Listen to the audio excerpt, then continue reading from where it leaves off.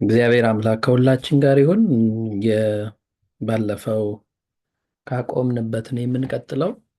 ክርስቲያናዊ ተጋድሎ የሚል ተመልክተን በባለፈው ጊዜ ከዛ ቀጣዩን ጾምን ነው አሳድረን የቆየ ነውና ስለ ጾም እግዚአብሔር አምላክ እንደፈቀደልን ዛሬ የምንነጋገር ይሆናል። አንዱ ከክርስቲያናዊ ተጋድሎ ከክርስቲያናዊ ስነ ምግባር መካከል ከአንድ ክርስቲያን የሚጠበቀው ጾም ነው።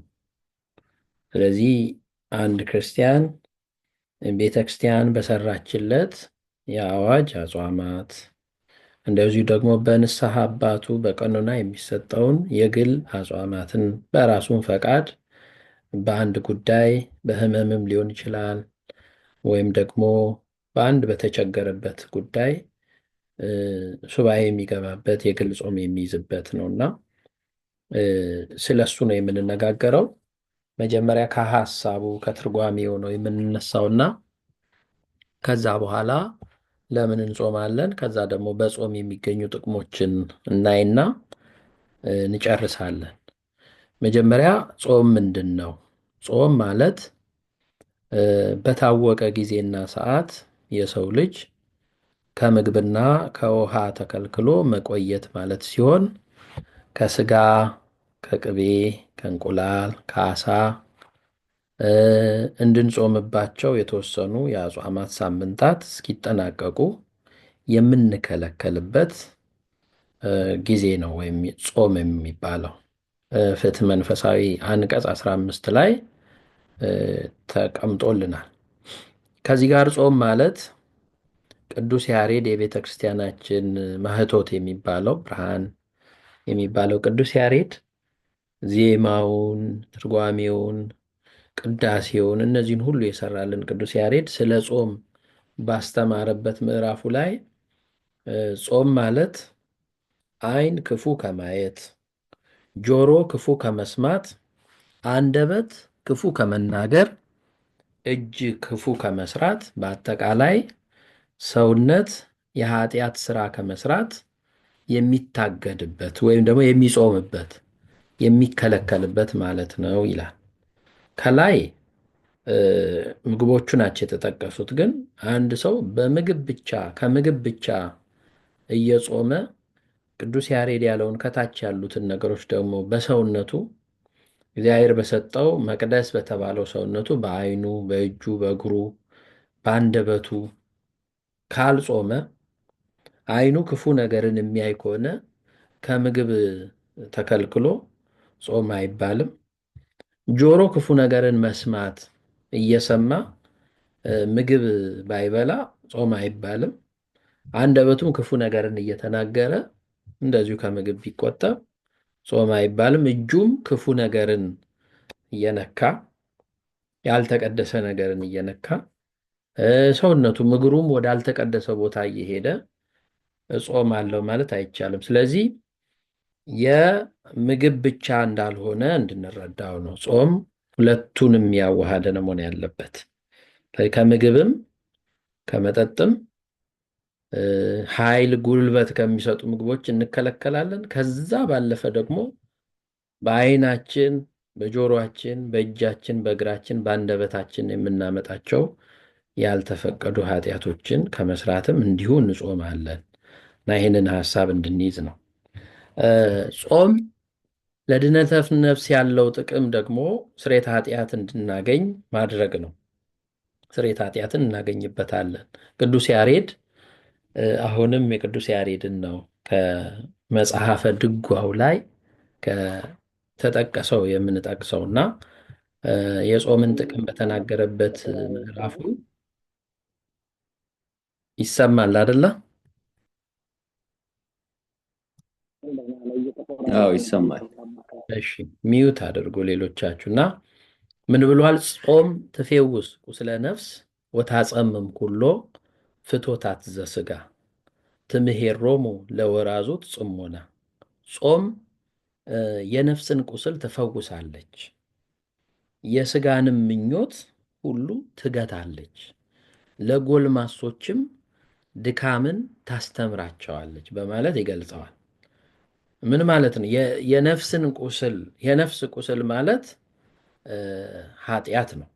እዛ ላይ ከታች እንደተጻፈው ጾም የነፍስን ቁስል ትፈውሳለች ሲል የነፍስ ቁስል ኃጢአት ነው።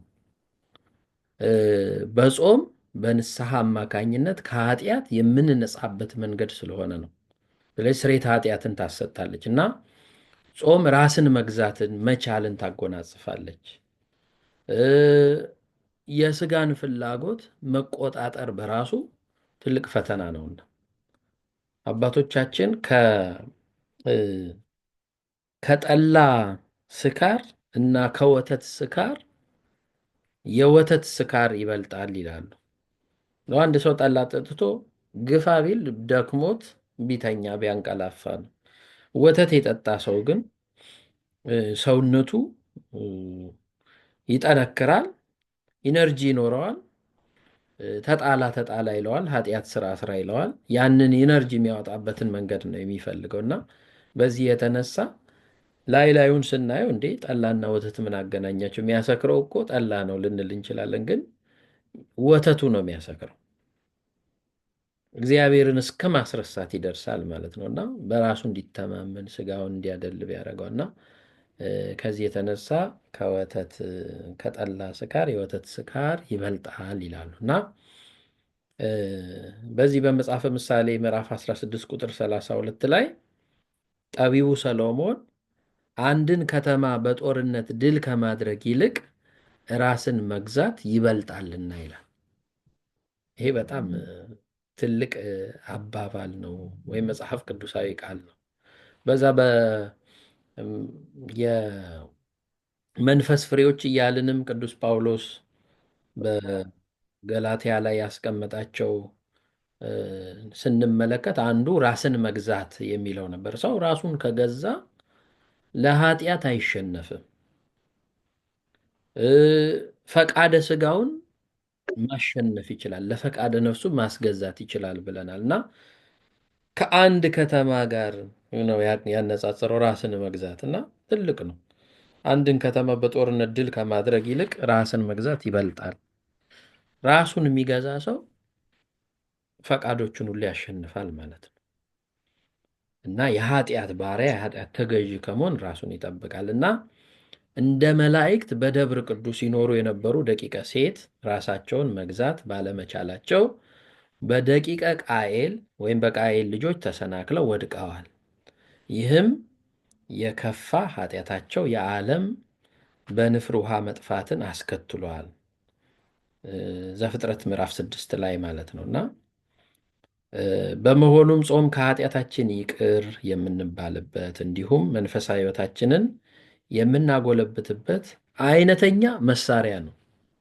ተመልከቱ፣ አሁን ያለንበት የአብይ ጾም ነው። ጌታችን መድኃኒታችን ኢየሱስ ክርስቶስ የጾመው ጾም ነው እና እሱ አብነት እንዲህ የሆነን መጾም ሳይገባው እኛም ጹሙ ሊለን፣ መጸለይ ሳይገባው እኛን ጸልዩ ሊለን ሊያስተምረን ለአብነት ያደረገው ነው እና ያንን አብነት አድርገን እኛም እንጾማለን። እሱ የጾመውን ጾም እንጾማለን እና ግን ስንጾም እንደዚህ ባለ መንገድ ነው መጾም ያለብን እንጂ ባልተገባ መንገድ መጾም የለብንም።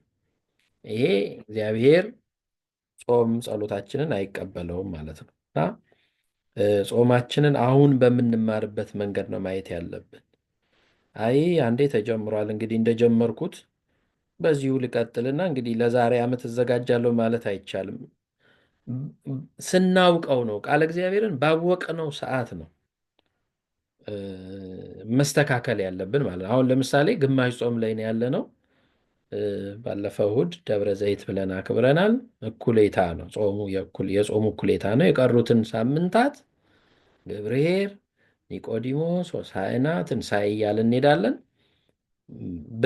በእነዚህ ሳምንታት ደግሞ በአግባቡ መጾም በቃ አሁን ተማርን።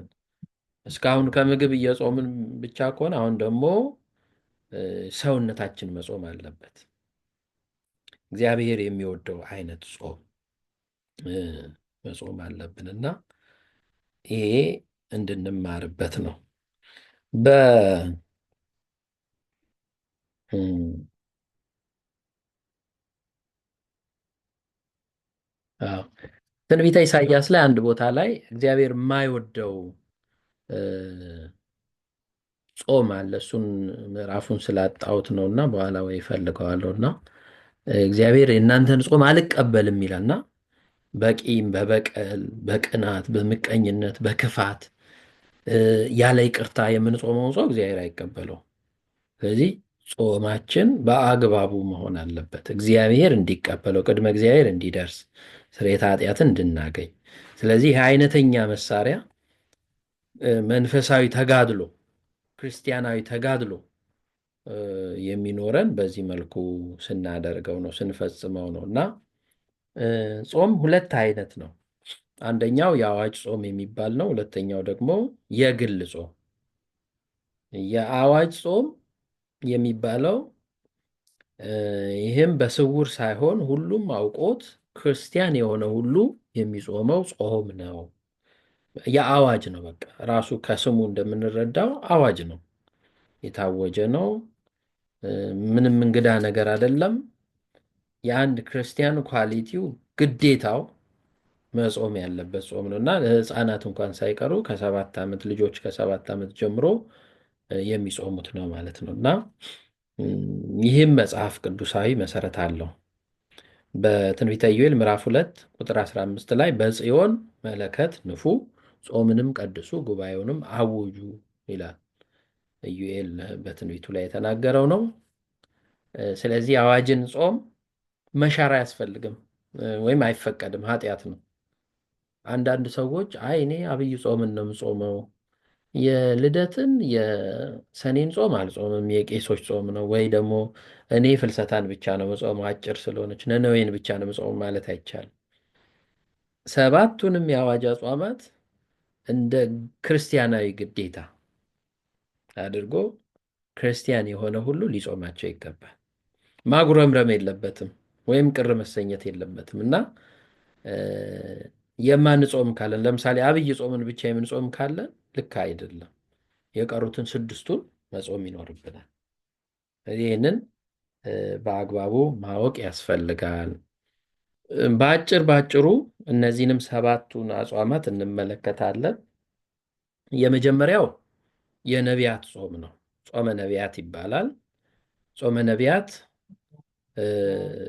ቅዱሳን ነቢያት ስለ ኢየሱስ ክርስቶስ መወለድ የምስጢረ ሥጋዌ ነገር ለአዳም የተሰጠው ተስፋ ተገልጾላቸው ለተናገሩት ትንቢት ፍጻሜ እንዲያደርሳቸውም ፈጣሪያቸውን የተማጸኑበት ነው።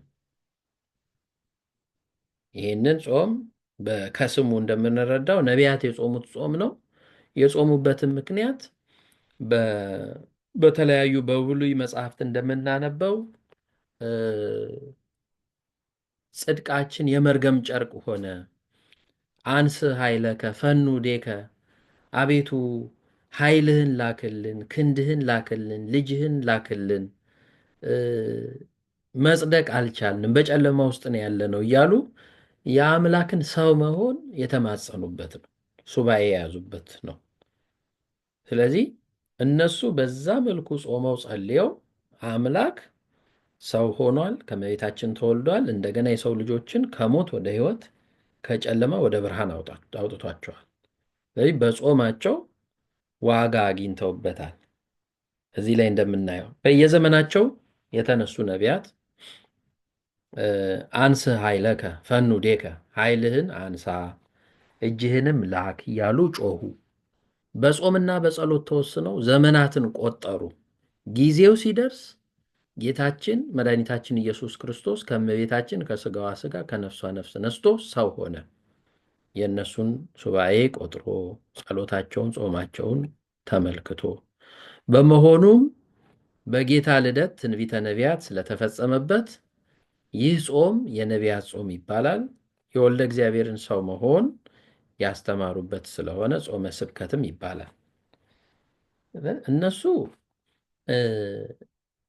ጌታ ሰው እንዲሆን ወይም ደግሞ እንዲወለድ ወደ ምድር እንዲመጣ ጾሙ፣ ጸለዩ። እኛ ታዲያ ለምንድን ነው እነሱ ከጾሙ በኋላ ምን ጾመው ብለን የምንጠይቅ ሰዎች ካለን በእኛም ሕይወት ውስጥ ክርስቶስ እንዲወለድ ወይም ደግሞ እኛ ሕይወት ላይ እንዲገኝ አንዳንዶቻችን እንዲሁ ዝም ብለን በጨለማ ሕይወት ውስጥ የምንኖር ስላለን የጽድቅ መንገድ ጠፍቶብን መጽደቅ አቅቶን ከእግዚአብሔር ጋር መሆን አቅቶን እግዚአብሔር በእኛ ሕይወት ውስጥ እንዳይታይ ተቸግረን ስላለ ያ የብሉዩን ዘመን የጨለማውን ዘመን ስለሚተካ ሕይወታችን አሁንም ጌታ ሆይ በእኔ ሕይወት ተወለድ፣ በቤተልሔም እንደተወለድከው እንደተገኘው የነቢያትን ጾም ጸሎት ሰምተ ምላሽ እንደሰጠው እነሆ በእኔም ሕይወት ጨለማ ውስጥ ስላለው ኃጢአት ውስጥ ስላለው ተወለድ እያለን እንጾማለን። ስለዚህ የነቢያትን ጾም የምንጾመው ከዚህ የተነሳ ነው። ሁለተኛው የገሃድ ጾም ይባላል። ገሃድ ማለት ተገለጠ ወይም ግልጥ ማለት ነው፣ ታየ ማለት ነው። ይኸውም በጥምቀቱ የአንድነቱንና የሦስትነቱን ምስጢር የተገለጠችበት ወይም የተገለጠበት ዋዜማ የሚጾም ጾም ነው። ለምሳሌ ጥምቀት ነገ ሊሆን ዛሬ የምንጾመው ነው። ስለዚህ የገሃድ ጾም ይባላል፣ ጾመ ገሃድ ይባላል። ስለዚህ አሁንም አምላክ ሰው የሆነበት ጌታችን አምላካችን መድኃኒታችን ኢየሱስ ክርስቶስ በማየ ዮርዳኖስ በእደ ዮሐንስ እንትኑ ላይ የምትጽፉ ሰዎች ካላችሁ ወይም ልጆች የነካኩት ከሆነ አሰግድ ሚውት አድርጉና ተከታተሉ እና ያንን እውነት የተገለጠበት ገሃድ የታየበት እግዚአብሔር ሰው የሆነበት አብ በደመና ሆኖ የምወልደው ልጄ ይሄ ነው እርሱን ስሙት ያለበት መንፈስ ቅዱስ በርግብ አምሳል በትከሻው ላይ የተቀመጠበት እና የእግዚአብሔር አብ የእግዚአብሔር ወልድ የእግዚአብሔር መንፈስ ቅዱስ አንድነት ሶስትነት የተገለጠበት ስለሆነ የገሃድ ጾም ይባላል። በዚህ የተነሳ በጥምቀት ወቅት የምንጾመው የገሃድ ጾም ይባላል። ይህን ነገር በማጥፋት የሚረዳን ሰው ካለ አጥፎ፣ ካልሆነ ግን አሁን እኔ እንዴት እንደማደርገው አላወቅኩም። ምናልባት ወይ ከእንደገና ሼር ላድርግ፣ አጥፍቼ ያለዛ ያስቸግረናል እና የገሃድ ጾመ ገሃድ ይባላል። ስለዚህ የጾመ ገሃድ የክርስቶስን ሰው መሆን የተገለጠበት ነው። እሺ ወደዚሁ እንመለስ። እግዚአብሔር ከሁላችን ጋር ይሁን። ጾመ ገሃድን አይተናል። በአንድነቱና ሶስትነቱ ምስጢር የተገለጠበት ዋዜማ የሚጾም ነው ብለናል። ጾመ ገሃድ ሁለት አየን። ሶስተኛው የነነዌ ጾም ነው። እንትኑም ስቴፑን በዚሁ እንድታዩት ነው፣ ተከትሎ ነው። የነቢያት ጾም ይቀድማል። ከዛ ጌታ ይወለዳል። ከዛ ከተወለደ በኋላ ይጠመቃል። ከዛ ደግሞ ወደ ነነዌ ጾም እንመጣለን። ሶስተኛው የነነዌ ጾም ይባላል። ይሄ 3 ቀን የምንጾመው ጾም ነው። ጾመ ነነዌ ሁል ጊዜ በየዓመቱ ከጾመ ሁዳዴ ወይም ከአብይ ጾም 2 ሳምንት ቀድሞ ከሰኞ እስከ ረቡዕ የሚጾም ነው። አይለቅም። ሰኞን ይዞ ረቡዕ የሚያልቅ ጾም ነው። የነነዌ ሰዎች ከጥፋት የዳኑበት ጾም በጣም አጭር ቀን ነው። 3 ቀን ነው ጾሙ፣ ግን ትልቅ በረከት ያለበት ጾም ነው። ያው እናንተ ሁላችሁም እንደምታስታውሱት በመጽሐፍ ቅዱስ ላይም ሰፍሮ እንደምናየው ኢዮብ የተባለው ማን ነው? ዮናስ የተባለው ነቢይ ወደ ነነዌ ሰዎች ተልኮ ከእግዚአብሔር ሸፍቶ ከእግዚአብሔር ኮብልሎ ወደ ተርሴስ ሄዶ እግዚአብሔር በልዩ መንገድ መልእክቱን ማስተላለፍ ስላለበት በአሳ አንበሪ ውስጥ ሆድ ውስጥ አድሮ ለ3 ቀን ከዛ በዛ መልኩ ወጥቶ ነነዌ ከተማ ላይ ተጥሎ ያንን መልእክት መርዶ የሆነ መልእክት ነነዌ በሶስት ቀን ትገለበጣለች ብሎ ካልጾማችሁ ካልጸለያችሁ ነነዌ በሶስት ቀን ትገለበጣለች ብሎ ተናግሮ የነነዌ ሰዎች ከሊቅ እስከ ደቂቅ ከንጉሱ ጀምሮ እስከሚጠቡ ሕፃናት ድረስ እንስሳት ሁሉ ሳይቀሩ በአንድነት በጋራ ሆነው ለሶስት ቀን ጾም አውጀው ሊመጣባቸው ካለው ያ ጥፋት የዳኑበት ነው እና በጣም በዚህ እንግዲህ የጾምንም ኃይል እንድንመለከት ነው። በሀገር የመጣ እንኳን በዓለም የመጣ ኃጢአት ወይም መርገም ወይም ደግሞ ቅጣት በጾም ምክንያት በሶስት ቀን ጾም መዳን እንደሚቻል ነው የሚያሳየው እና ስለዚህ የነነዌ ጾም ለሶስት ቀን የምንጾመው ነው። ሁልጊዜ ከዋናው ጾም ከአብይ ጾም ቀደም ብሎ ለሳምንት ያለ ጾም ነው። ምናልባት ይህንን ነገር ቀላል ሊመስላችሁ ይችላል፣ ግን ማወቁ አይከፋም። ለአንዳንዶቻችን ምናልባት ምንድን ነው ትርጉሙ? የነነዌን ጾም ለምን ጾም አለው? የነቢያትን ጾም ለምን ጾም አለው? የገሃድን ጾም ለምን ጾም አለው? የሚለው መሰረታዊ ትምህርት ስለሆነ ሁላችንም እንድንይዘው ነው። የምናውቀውም የበለጠ እንድናውቀው፣ ያላወቅን ደግሞ እንድናውቀው ነው እና እንደው ቀላል ነው ይሄ ነገርማ እናውቀዋለን ብላችሁ እንዳትንቁት ለማለት ነው። አራተኛው አሁን እየጾምን ያለነው አብይ ጾም ነው ወይም ጾመ ኢየሱስ ይባላል። ሁዳዴ ጾም ይባላል። ብዙ ትርጉሞች አሉት፣ ብዙ ስያሜዎች አሉት። ያው አብይ የተባለበትን ምክንያት ፈጣሪያችን ክብር ይግባውና እሱ የጾመው ጾም ስለሆነ አብይ ይባላል። እንደገና አብይ ትልቅ ዋና እንደማለት ነው። ከሌሎቹም አጽዋማት ረዘም ላለ ጊዜ የምንጾመው ስለሆነ ነው። ለ55 ቀን የምንጾመው ጾም ነው። እነዛ ሳምንታቱ የቅዳሜና እሑድ ሲወጡ 55 ደርሷል። ጌታ 40 ቀን ነው የጾመው፣ 40 ሌሊት ነው የጾመው። እኛ ግን 55 ቀን ነው የምንጾመው። ለምንድን ነው? ቅዳሜና እሑድ እነዛ ሲነሳሱ ጾመ ሕርቃል የሚባለው ሲነሳ ትክክል ይመጣል ማለት ነው እና ጌታችን መድኃኒታችን ኢየሱስ ክርስቶስ ለቤዛ ዓለም በመጣ ጊዜ 40 ቀንና 40 ሌሊት ጾመ። በዲያብሎስም ተፈትኖ የጾምን ኃይል አሳይቶናል። እኛም የፈጣሪያችንን በረከት ያድርብን ዘንድ ለጾሙ ልዩ ቦታ ሰጥተን እንጾማለን።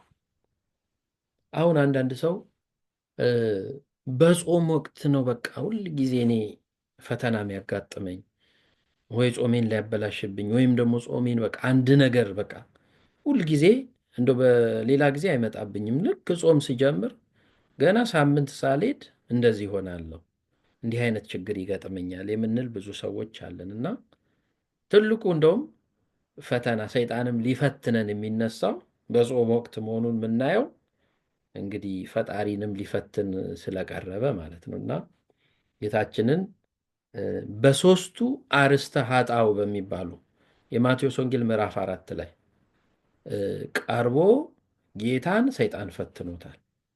በጾሙ ወቅት ማለት ነው ገዳመ ቆሮንቶስ እና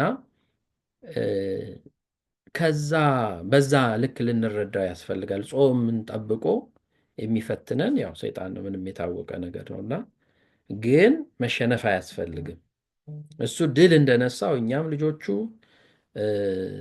ሰይጣንን ድል መንሳት፣ በስስት ሲመጣብን በቸርነት ድል እሱ እንደነሳው፣ በፍቅረ ንዋይ ሲመጣብን በጸልያ ንዋይ ገንዘብን በመጥላት ገንዘባችንን በመጽወት ለቤተ ክርስቲያን በመስጠት ለበጎ አድራጎት በመስጠት ያለ ስስት ለእግዚአብሔር ቤት ለቅድስና ነገር በማዋል ድል ልንነሳ ይገባል።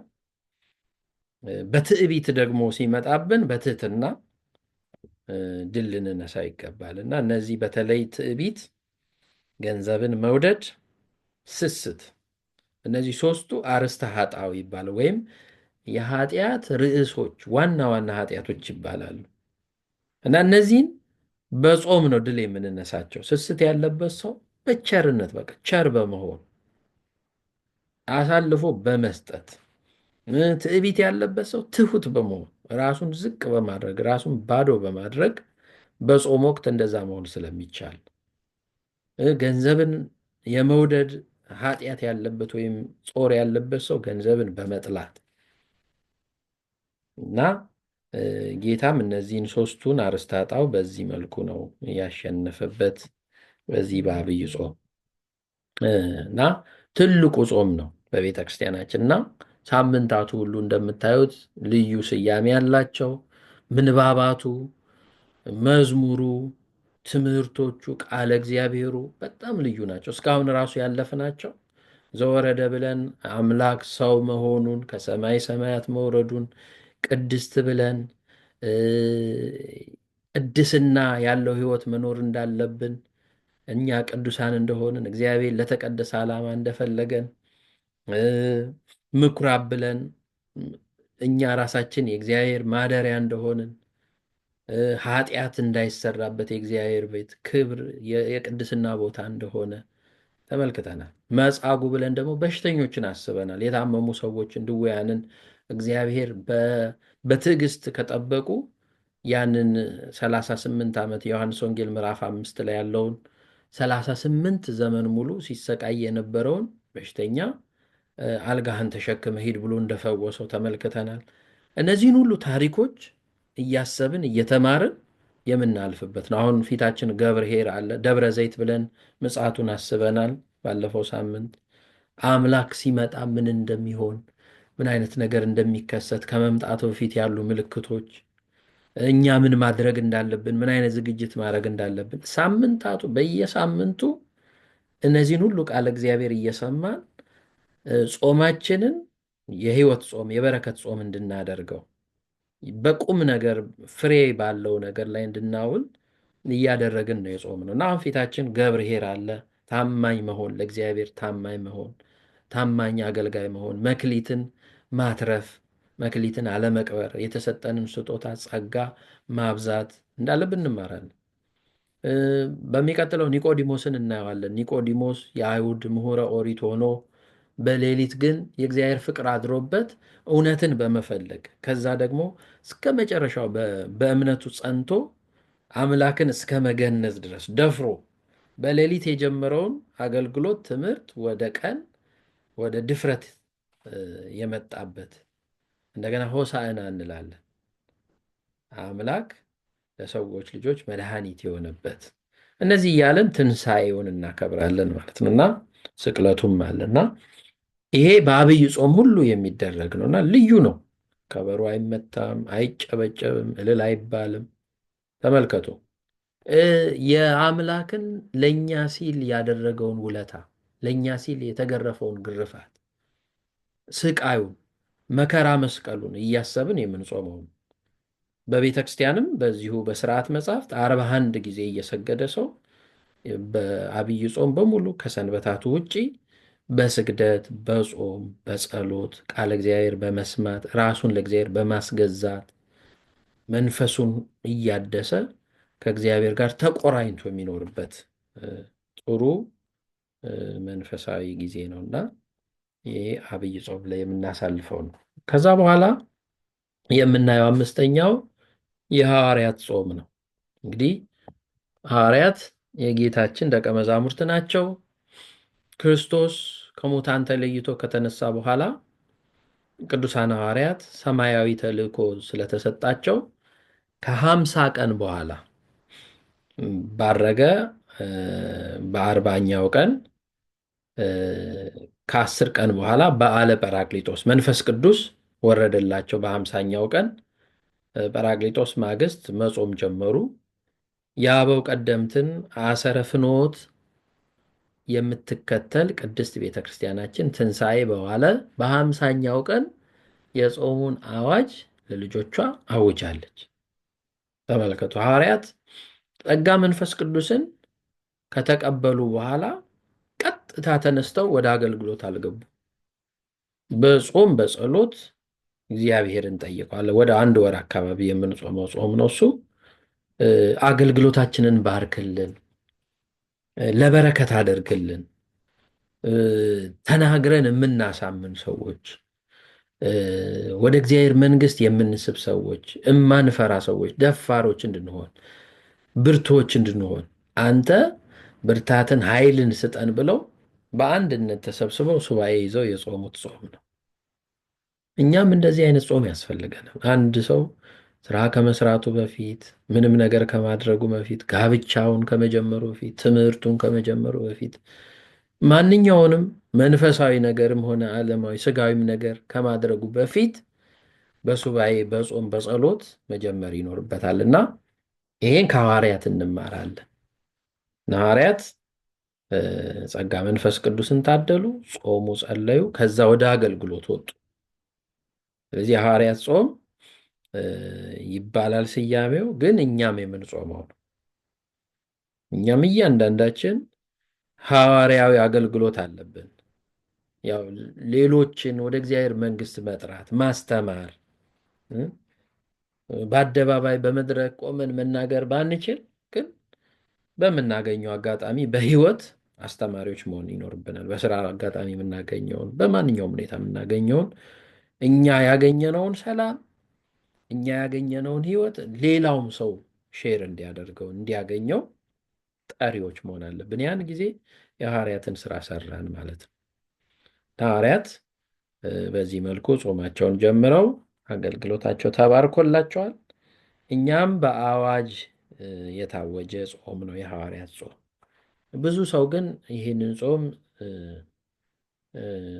አይጾመውም፣ ግን አግባብ አይደለም። ቅድም እንዳልኩት የሐዋርያትም ጾም የነቢያትም ጾም ሁሉም ሰባቱም አጽዋማት ታውጀዋል እና እነሱን መጾም ያስፈልጋል። ስድስተኛው ከአዋጅ አጽዋማት ውስጥ ጾመ ድህነት ነው። ጾመ ድህነት ከበዓለ ሃምሳ ውጪ በሳምንት ረቡዕ እና አርብ የምንጾመው ነው። ይሄ በዓለ ሃምሳ የምንለው ከትንሣኤ በኋላ ያለው 50 ቀን ነው። ያ 50 ቀን ጾም የለበትም፣ ስግደት የለበትም፣ ሌላ ሌላ ነገር የለበትም። ለ50 ቀን ሙሉ የክርስቶስን ትንሣኤ የመሰከርን የምናልፍበት ጊዜ ነው። ያ ማለት የመንግሥተ ሰማያት ምሳሌ ነው ማለት ነው። በመንግሥተ ሰማያት በእግዚአብሔር በቅዱሳን እቅፍ ስንኖር በዛ መንገድ ነው የምንኖረው ማለት ነው እና ምስጋና ብቻ እግዚአብሔርን እያመሰገንን ብቻ በሱ ብርሃን ውስጥ ነጭ ተጎናጽፈን የምንኖረው ሕይወት ነው እና ያንን በምድር ላይ እንደ ምሳሌ የምናየው ነው በዓለ ሃምሳ። ከዛ ከበዓለ ሃምሳ ውጪ ከ50ው ቀን ውጪ ከትንሣኤ በኋላ ረቡዕና ዓርብ አይሻሩም ማለት ነው እና የራሳቸው ምክንያት አለ። ሁለቱን ቀን የምንጾምበት ረቡዕ የአይሁድ ቤተ መንግሥትና ቤተ ክህነት ክርስቶስ ይገደል ዘንድ ወይም ይገድሉ ዘንድ ምክራቸውን ያጸኑበት ዕለት ሲሆን ምክረ አይሁድ ይባላል። ዓርብ ደግሞ ለቤዛ ዓለም አምላካችን ቅዱስ ሥጋውን ቆርሶ ክቡር ደሙን አፍስሶ መላውን ዓለም ያዳነበት ዕለት ነው። ይሙት በቃ የተፈረደበት ዓርብ ዕለት ይሄ በጣም በጣም ወሳኝ ነው እና ረቡዕና ዓርብን በአግባቡ መጾም ያስፈልገና ስንጾም ታዲያ ይኸው ነው፣ እንደዚሁ ነው፣ ሌላ ነገር የለው። ያንን እያሰቡ መጾም ያስፈልጋል። ያንን እያሰቡ መጾም ያስፈልጋል። ለእኔ ስትል ጌታዬ በሐሰት ተመሰከረብህ፣ በሐሰት ተመከረብህ፣ በሐሰት ተፈረደብህ። ለእኔ ስትል ጌታዬ በደረቅ እንጨት ላይ ተሰቀልክ፣ ሥጋህን ቆረስክ፣ ደምህን አፈሰስክ እያልን ያንን መከራ መስቀሉን እያሰብን ከዛ ጋር እየተካፈልን የምንጾመው የምንጸልየው ዕለት ነው። ጾመ ድህነት ሁለቱ ቀናት ማለት ነው። ሰባተኛው ጾመ ፍልሰታ ወይም ደግሞ ጾመ ማርያምም ይባላል። የእመቤታችን ጾም ነው። ከነሐሴ 1 እስከ 16 ቀን የምንጾመው ነው። ይሄ ወቅቱን አይለቅም። በዛን ጊዜ ያለ ጾም ነው። ለ16 ቀን የምንጾመው ጾም ነው። በየዓመቱ ከነሐሴ 1 ጀምሮ ለሁለት ሱባኤ የሚቆም ጾም ነው፣ የሚቆይ ጾም ነው።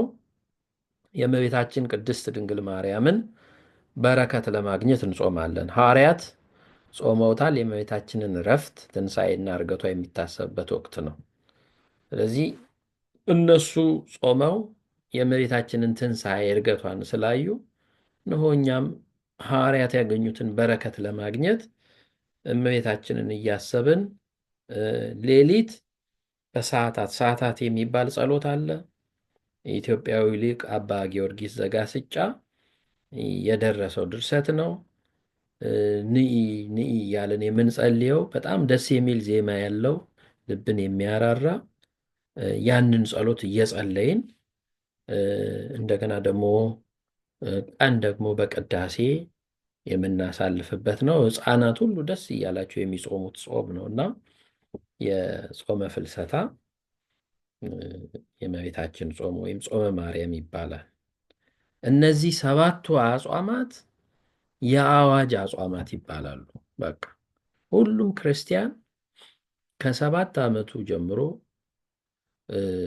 ከባድ ሕመም እስከሌለበት ድረስ አራስ እስካልሆነ ድረስ በተወሰነ መልኩ የጤና ችግር ያለባቸው የሕክምና ችግር የመድኃኒት የምን ያለባቸው እነዚህ ከነዚህ ውጪ እነሱም በቀኖና ቤተክርስቲያን ከአባቶች ጋር ተነጋግረው ያው በሌላ መልኩ ይካካስላቸዋልና ሌላ ሰው ግን በአግባቡ መጾም ግዴታው ነው። እነዚህን 7ቱን አጽዋማት እና መንፈሳዊ ክርስቲያናዊ ተጋድሎ ነው። ክርስቲያናዊ ተጋድሎ ነው። መንፈሳዊ ተጋድሎ ነው። እንግዲህ ባለፈውም ተነጋግረናል እና ሌላ እኛ ላይ የተጫነብን ሸክም የለም።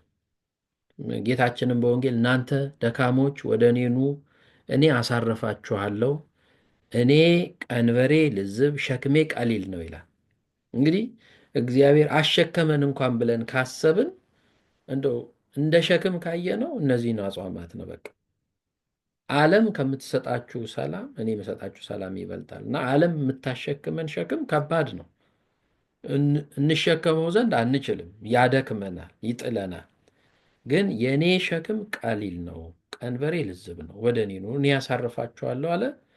በጾም ራሳችንን እንድንገዛ፣ በጾም ከእግዚአብሔር ጋር እንድንታረቅ፣ በጾም ወደ እግዚአብሔር መንግሥት እንድንወርስ እና እነዚህን 7 አጽዋማት ቤተ ክርስቲያን አውጃ በየጊዜው ዓመቱ በመጣ ቁጥር እንጾማቸዋለን እና በእነዚህ ጾሞች ደስ እያለን ልንጾም ይገባል። ምንም ማጉረምረም ማኩረፍ አያስፈልግም።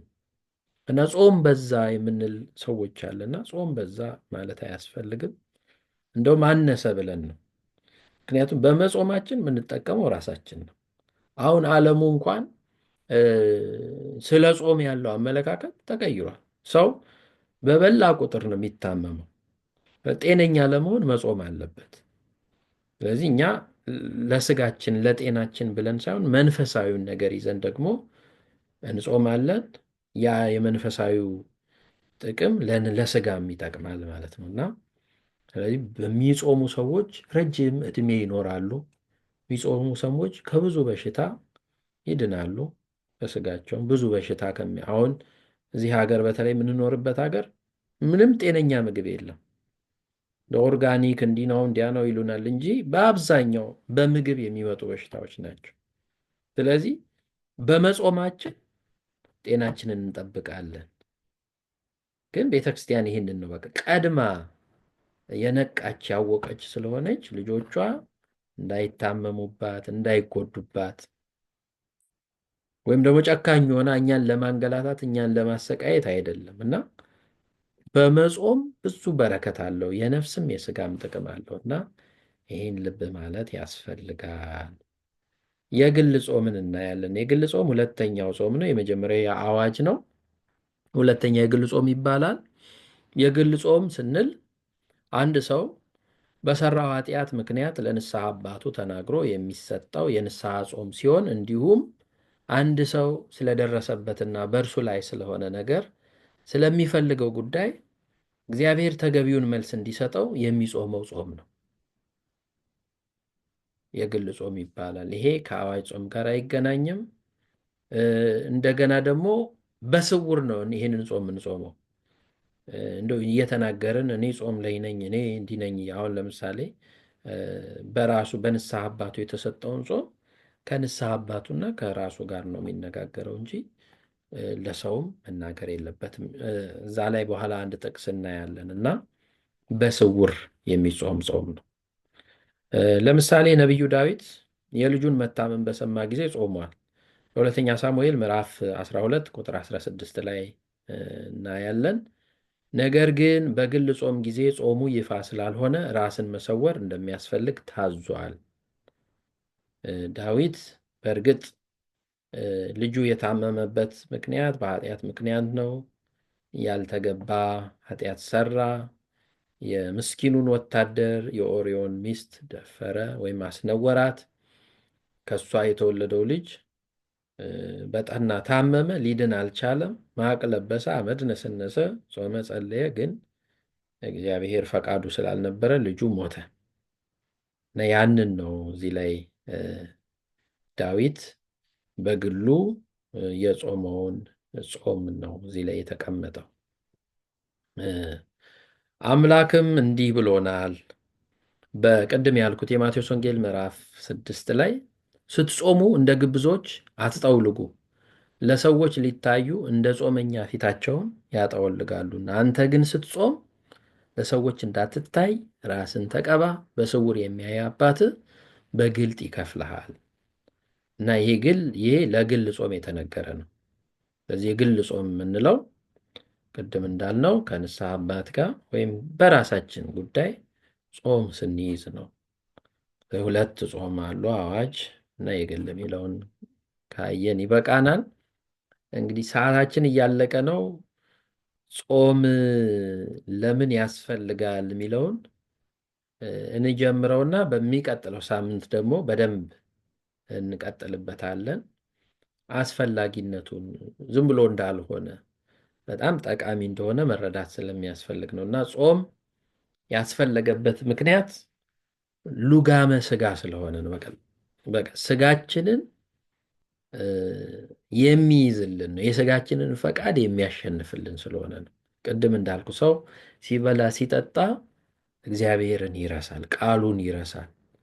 በበላበት በጠጣበት እያሰበ በራሱ አስተሳሰብ በራሱ መንገድ ይሄዳል እና በመጾሙ ስጋውን ይገዛል፣ ራሱን ይገዛል። እና ሌላ ሁልጊዜ የሚበላ የሚጠጣ ከሆነ ጾም ሳይጾም ለኃጢአት ይጋለጣል። ቅድም እንዳልኩት ነው። ሰው የሚበላ የሚጠጣ ሰው ሁሌ እንደዛ አይነት እንትን ውስጥ ህይወት ውስጥ ያለ ሰው ምንም ጥርጥር የለውም ለኃጢአት ይጋለጣል። ፍትሕ መንፈሳዊ አንቀጽ 15 ላይ ቅድም የጠቀስኩት ስጋዊ ፍትወትን ያደክም ዘንድ ጾም ታዘዘ። ቅድም ቅዱስ ያሬድም የተናገረውና ስጋዊ ፍትወትን ማለት የስጋን መሻት ለማድከም ጾም ታዟል። እንቀጥል። 10 ሰዓት እስኪሆን ስለሆነ የምንማረው የቀረም ካለ እናቆማለን ሰዓቱ ሲደርስ። ለምን ያስፈልጋል የሚለው ላይ ነው። አንደኛው ጾም የሚያስፈልግበት መንፈሳዊ ኃይልን ለማግኘት ነው። መንፈሳዊ ቅድም ቅዱሳን ሐዋርያት እንዲጾሙ እንዲጸልዩ የታዘዙት መንፈሳዊ ኃይልን እንዲያገኙ ነው። የሐዋርያትን ጾም ተመልክተናል። ጾመ ሐዋርያት ብለን ከበዓለ ሀምሳ በኋላ የምንጾመው ጾም መንፈሳዊ ኃይልን ለማግኘት ነው የጾሙት። ስለዚህ አንድ ሰው የመንፈስ ዝለት ካጋጠመው ደካማ የሆነ ከተቸገረ በመጾሙ መንፈሳዊ ኃይልን ያገኛል። ስጋውን ያደክማል፣ ነፍሱን ግን ኃያል ያደርጋታል፣ መንፈሱን ኃያል ያደርገዋል። እና ሙሴ የቃል ኪዳኑን ጽላት ከመቀበሉ በፊት 40 ቀንና 40 ሌሊት ጾሟል። ኦሪት ዘዳግም ምዕራፍ 9 ቁጥር 9 ላይ እናነባለን። ሌላው የማቴዎስ ወንጌል ምዕራፍ 17 ቁጥር 21 ላይ እስቲ ዛሬ ስላላስነበብኳችሁ ማን ነው የሚያነብልን? የማቴዎስ ወንጌል ምዕራፍ 17 ቁጥር 21ን የሚያወጣልን እዚህ ላይ ዝንቱ ዘመድ ይወፅእ ዘእንበለ ጾም ወበጸሎት፣ እንዲህ አይነት ወገን ወይም ዘመድ ይለዋል መጽሐፉና ያለ ጾምና ያለ ጸሎት አይወጣም ይላል። ማን ነው የሚያነብልን? የማቴዎስ ወንጌል ምዕራፍ 17 ቁጥር 21ን ወይም ደግሞ ታሪኩን በደንብ እንድንረዳው ከ14 ጀምሮ የሚያነብ እስከ 21። መስቀል አለው አባ። እሺ የማቴዎስ ወንጌል ምዕራፍ 17 ከቁጥር 14። ወደ ሕዝቡም ሲደርሱ አንድ ሰው ወደ እርሱ ቀረበና ተንበርክኮ ጌታ ሆይ ልጄን ማርልኝ፣ በጨረቃ እየተነሳበት ክፉኛ ይሰቃያልና ብዙ ጊዜ በእሳት ብዙ ጊዜም በውሃ ይወድቃልና ወደ ደቀ መዛሙርትህም አመጣሁት፣ ሊፈውሱትም አቃታቸው አለው። ኢየሱስም መልሶ የማታምን ጠማማ ትውልድ ሆይ እስከ መቼ ከእናንተ ጋር እኖራለሁ? እስከ መቼስ እታገሳችኋለሁ? ወደዚህ ወደ እኔ አምጡት አለ። ኢየሱስም ገሰጸው፣ ጋኔኑም ከእርሱ ወጣ፣ ብላቴናውም ከዚያ ሰዓት ጀምሮ ተፈወሰ። ከዚህ በኋላ ደቀ መዛሙርቱ ብቻቸውን ወደ ኢየሱስ ቀረቡና እኛ ልናወጣው ያልቻልነው ስለምን ነው አሉት። ኢየሱስም ስለ እምነታችሁ ማነስ ነው። እውነት እላችኋለሁ የሰናፍጭ ቅንጣት የሚያህል እምነት ቢኖራችሁ ይህን ተራራ ከዚህ ወደዚያ እለፍ ብትሉት ያልፋል፣ የሚሳናችሁም ነገር የለም። ይህ አይነት ግን ከጸሎትና ከጾም በቀር አይመጣም አላቸው። በገሊላም ሲመላለሱ በቃ ቃሌት ያሰማልን። አሜን። ዝንቱ ዘመድ ይወፅ ዘእንበለ ጾም ወበጸሎት የሚለው ይህ አይነቱ ጋኔን ወይም ደግሞ ዘመድ የሚለው አብሮት የተወለደ ስለሆነ ከልጁ ጋር ከጾምና ከጸሎት ውጪ በቀር አይወጣም ብሎ የተናገረው ነው። እና ደቀ መዛሙርቱ 9ኙ ደቀ መዛሙርት ጌታችን በደብረ ታቦር ሶስቱን የምስጢር ደቀ መዛሙርት ይዞ ወጥቶ በደብረ ታቦር ብርሃነ መለኮቱን ገልጦ እያሳያቸው ነበረ። 9ኙ ከተራራው እግር ስር ሆነው ይጠባበቁ ነበረ። አንድ ሰው ልጁ ታሞበት ያው ቅድም እንዴት እንዴት እንደሚያደርገው ተነግሯል። በጨረቃ ይጥለዋል፣ አይናገርም፣ አይሰማም። እንደዚህ አይነት ችግር ነው ያለበት፣ እንደዚህ አይነት ሰይጣን ነው የያዘው።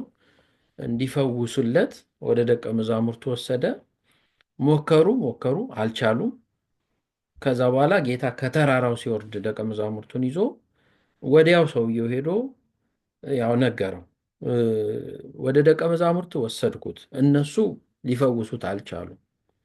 ግን እንደው ጌታ ሆይ ቢቻል ልጄን ማርልኝ፣ በጨረቃ እየተነሳበት ክፉኛ ይሰቃያል፣ ብዙ ጊዜ በእሳት ብዙ ጊዜ በውሃ ይወድቃል ብሎ አልቅሶ ወድቆ ለመነው። ጌታም ፈወሰው እና በኋላ ከተፈወሰ በኋላ ነው ለምንድን ነው እኛ መፈወስ ያቃተን? ለምንድን ነው ያልፈወስ ነው ብለው ሲጠይቁት ነው እሱ እንዲህ አይነቱ ሰይጣን ያለ ጾም ያለ ጸሎት አይፈወስም ብሎ መንፈሳዊ ኃይል የምናገኘው ወይም ሰይጣንን እንዲህ አይነቱን ሰይጣን እንኳን ማስወጣት የምንችለው በጾም በጸሎት ነው የሚለውን ነገር ተናግሯል። ይሄ መጽሐፍ ቅዱሳዊ ነው።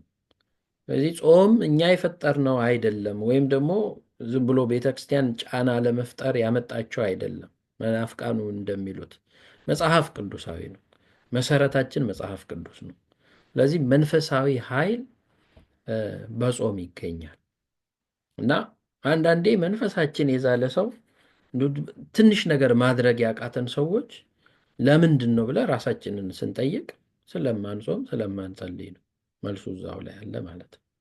ስለዚህ በጾም መንፈሳዊ ኃይልን እናገኛለን የሚለውን ነገር እንድንይዝ ነው። ትንቢተ ኢዩኤል ምዕራፍ 2 ቁጥር 12 ላይ በትንቢት መጽሐፍም ተጠቅሷል። በቃ ወደ ጾም መምጣት እንዳለብን እግዚአብሔር እንድንጾም እንደሚፈልግ ይነግረናል እና እሱን አንድ ሰው ከሴቶች ከእህቶች ደግሞ አንድ ሰው ቢያነብ እንጨርሳለን። እዚህ ላይ አቁመን ሳምንት እንቀጥላለን። የጾምን ጥቅሞች አይተን ከዛ ወደ ጸሎት ደግሞ እናልፋለን። ማን አለ የሚያነብ ያልደረሰው? አስካለ ማርያም መለኮባት አችላሉ። እሺ እሺ 12 ከ12 እስከ 13 አንብቢ፣ ሁለቷን ብቻ። ትንቢተ ኢዩኤል ምዕራፍ 2 ሁለት ከቁጥር 12 እስከ 11 አሁንስ ይላል እግዚአብሔር በፍጹም ልባችሁ በጾምም በለቅሶና በዋይታ ወደ እኔ ተመለሱ፣ ልባችሁን እንጂ ልብሳችሁን አትቅደዱ። አምላካችሁም እግዚአብሔር ቸርና መሐሪ፣ ቁጣው የዘገየ ምሕረቱም የበዛ ለክፋትም የተጸጸተ ነውና ወደ እርሱ ተመለሱ። እስከ 15 የሚመለስና የሚጸጸት እንደሆነ ለአምላካችሁም ለእግዚአብሔር የእህልና የመጠጥ ቁርባን የሚሆነው በረከት የሚያተርፍ እንደሆን ማን ያውቃል? በጽዮን መለከትን ንፉ፣ ጾምንም ቀድሱት፣ ጉባኤውንም አውጁ፣ ሕዝቡንም አብቅቱ። እሺ፣ ቃልዮት ያሰማልን። አሜን አባታች። ቃልዮት ያሰማልን። እግዚአብሔር በፍጹም ልባችሁ በጾም በለቅሶ በዋይታ ወደ እኔ ተመለሱ ይላልና ክርስቲያን ሁሉ ሊያደርገው የሚገባ ነው። እግዚአብሔር ሊምረን የታመነ አምላክ ነው። ምሕረቱ የዘገየ ቁጣው የዘገየ ምሕረቱ የበዛ እኛ በጾም በጸሎት በለቅሶ በዋይታ ወደ እግዚአብሔር እንድንቀርብ ነው የሚጠይቀን እና በነቢያቱም ላይ አድሮ አስቀድሞም ሲናገር የነበረው እንድንጾም እንድንጸልይ ነው እና በጾም መንፈሳዊ ኃይልን እናገኛለን የሚለውን እንያዝ። በቀጣይ ጊዜ እግዚአብሔር ቢፈቅድ ብንኖር ደግሞ ቀጣዩን የጾምን አስፈላጊነት እንመለከታለን። አነሳስቶ ያስጀመረን አስጀምሮ ያስፈጸመን ልዑል አምላክ እግዚአብሔር ክብር ምስጋና ይድረሰው። በተማርነው 30፣ 60፣ 100 ያማረ ፍሬ እንድናፈራ የእርሱ ቅዱስ